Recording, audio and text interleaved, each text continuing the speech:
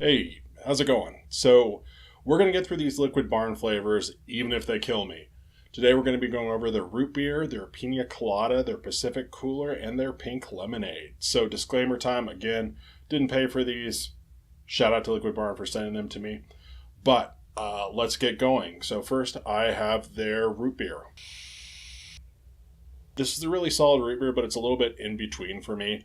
It doesn't really have like a good bite to it, like something like a Barks root beer. It isn't really particularly foamy and creamy like your A&Ws of the world, and it doesn't have like a really complex, interesting spice note like some of the craft root beers. What I get out of this is kind of a flatter, slightly more sweet root beer.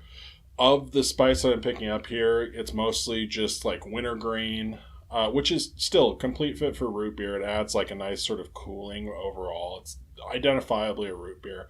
I think you do pick up like a little bit of that anise or like black licorice kind of root beer taste to it too. I'm getting like maybe just a little bit of creaminess to it, but it doesn't feel like overwhelmingly creamy. There's maybe just a little bit of vanilla in there.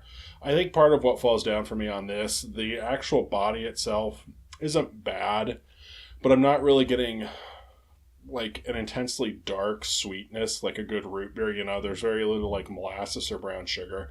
It just kind of tastes like straight sugar. Again, that's kind of where the root beer barrel thing comes in for me. While this is really solid overall, and it works really well as a solo flavor, I do feel like it suffers a little bit from the competition because there's a lot of really interesting root beers out there. Something like Capella's root beer for me is a little bit darker. It almost does the root beer barrel thing a little bit better. It has a slightly darker sweetness to it. Flavor West root beer doesn't get a whole lot of love, but it's really intensely spicy. I'd even call it more of like a sassafras style concentrate than just root beer. And then you have Favor's root beer, which is really good. Does the whole kind of foamy, creamy thing very well with a really interesting spice note. It's like criminally weak for the price point, which is unfortunate, but all in all, very solid root beers. So I think I'd like this a lot more if I hadn't had those other root beers. Because there's really nothing wrong with this. It's a nice, solid root beer flavor. I mean, if you have this, by all means, go ahead and mix it. It's a really solid root beer. I think you could address some of the sort of darker sweetness and give this a little bit more body if you mixed it with some Liquid Barn's Cola Freeze. That Cola Freeze doesn't have much in the way of actual cola spice to it. So some of the spice notes here would pretty much just sit on top of that, and you could use that as sort of your darker base. You could also go and mix it with some vanilla ice cream or something for like a root beer float. But yeah, I mean, it's a solid root beer entry. Liquid Barn suggests mixing with this at 8%, and I'm actually probably a little bit on the higher end with that. I liked this quite a bit more from like 10 to 12%. Just with the idea that it's root beer, and you kind of want it to be like a full flavor. You don't really do too much like light root beer accent anywhere, so you want that flavor as saturated as you can get it. And there's nothing wrong with it up at like 10, 12%, so go ahead and crank it up. But yeah, very solid root beer. Next, I have their Pacific Cooler. Shout out to Liquid Barn for not playing coy on this one. They called it Pacific Cooler. In the actual like promo image for it, they have like the back of a Capri Sun package. It's supposed to taste like the Pacific Cooler Capri Sun. So that is pineapple, apple, and grape. But since, it's a juice drink for children, you just kind of get like vaguely sweet. So in a lot of ways, I think this is fairly true to the profile of a Pacific Cooler, but it doesn't necessarily make for anything that's all that interesting to vape, if that makes any sense whatsoever. In terms of like picking out actual fruit here, it's kind of hard. I'm not really getting anything too distinct. I do feel like there's maybe a little bit of tartness from pineapple, like right up front. And then for that apple and grape, it kind of actually does that like children's fruit juice thing where it's white grape juice or apple juice, and it's just kind of meant for vaguely sweet kind of background noise. I definitely get that out of this concentrate. It's kind of sweet and kind of generic. Again, it's doing a really good job of actually emulating the profile. I'm just not sure the profile is something I actually like all that much in a vape. I also feel like I get some kind of strawberry out of this. Which I guess isn't a fit for the Pacific Cooler thing. I don't know. It isn't so much that I taste like a clear strawberry because I almost never taste a clear strawberry, but it feels like it has some of that like kind of vaguely strawberry candy, green, kind of off note that I get with strawberry flavors. I've seen some reviews on this saying that there's some berry somewhere in here. So there may very well be some kind of strawberry flavor in here to sweeten it up too. But overall, I'm not 100% sure where I'd be using this. I mean, there's nothing wrong with it at all. It's just, it's not particularly vibrant. I don't get much distinct fruit. I don't know. I feel like if I'm going to vape something that's sort of vague and fruity, I'd rather just go ahead and actually accentuate some of the fruits. And I suppose you could do that. This wouldn't be like a bad background for a lot of fruity mixes, but I would definitely look at adding something a little bit brighter and more up front to kind of latch on to. I have had a couple reports back that people like to mix this with creams too. And while I think it's going to be pleasant, I just don't necessarily think it's going to be all that interesting. Liquid Barn suggests mixing is at 6%, which again seems a little bit low to me. Honestly, I'm not really getting all that much out of this at 6%. I had also steeped it for like a month too, and I think there was some fading on the steep, which is a little bit of a bummer. I think this one's one of their VG dominant flavors, so you gotta like balance like the VG steep times against flavor fading, and that's all kind of a nightmare.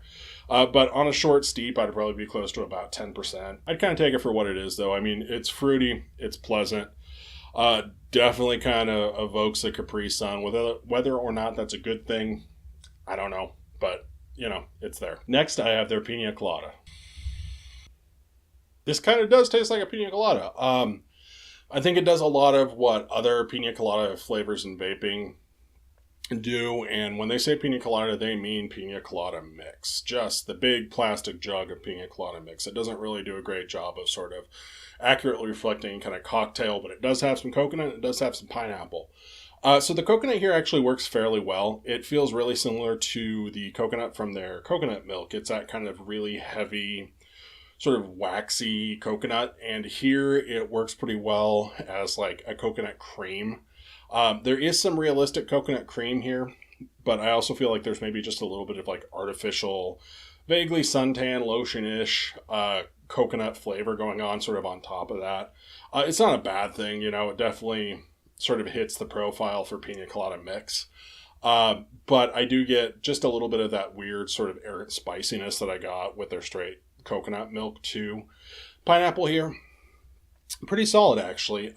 It's funny with these Liquid Barn flavors, the more mixed complex ones, more like the one shots, I'm finding that if they have a specific fruit flavor in them, they tend to work a little bit better than the fruit flavor that was separate.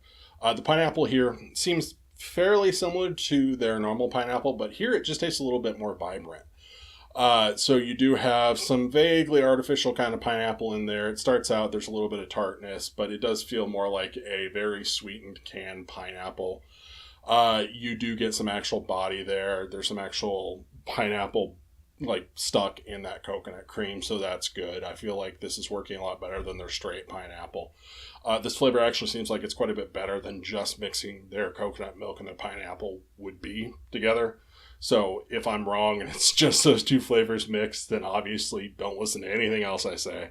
But this does taste better than just their coconut and their pineapple put together. The overall effect here, though, is definitely like big old plastic jug of Pina Colada mix. It doesn't really do a cocktail for me. There's no kind of cooling or anything like that. It's a little bit thick. It's a little bit warm from that waxy coconut. There's also no rum at all here. And if I'm going to vape something based on a cocktail, just crank the booze flavor up. I think if you were going to be mixing with this, you could probably throw in some Jamaica rum from Flavor Art. I think that's probably your most solid rum choice, and it's going to work fairly well here, I think. Some WS-23, specifically in terms of cooling, that tends to play a little bit better with those creamier notes, and this definitely has a pretty heavy cream to it, so I'd stay away from really like Coolada and God forbid menthol, nothing like that. But WS-23 would work pretty well to kind of thin this up and give it more of a cocktail effect, especially with some extra rum. So the mixing percentage on this one is a little spooky. Liquid Barn has it up at 15%. That coconut's really heavy for me up there. I don't know, it just feels a little bit blown out. I'd probably be down closer to 10%. But yeah, overall, solid for a Pina Colada as far as like vaping Pina Colada single flavors go. Last for today, I have their pink lemonade. That is definitely pink. So what I get out of this is kind of a powdered pink lemonade drink mix, Doesn't really The lemon here, while it's fairly sharp and tart, doesn't really have anything that feels particularly realistic to it. I mean, there's no zest. It's just kind of like a big, bright lemon flavor, which is good. I mean, it's definitely a fit for the profile. Uh, the pink here is pretty intense, which if you're going to make a pink lemonade, why not make it extra pink?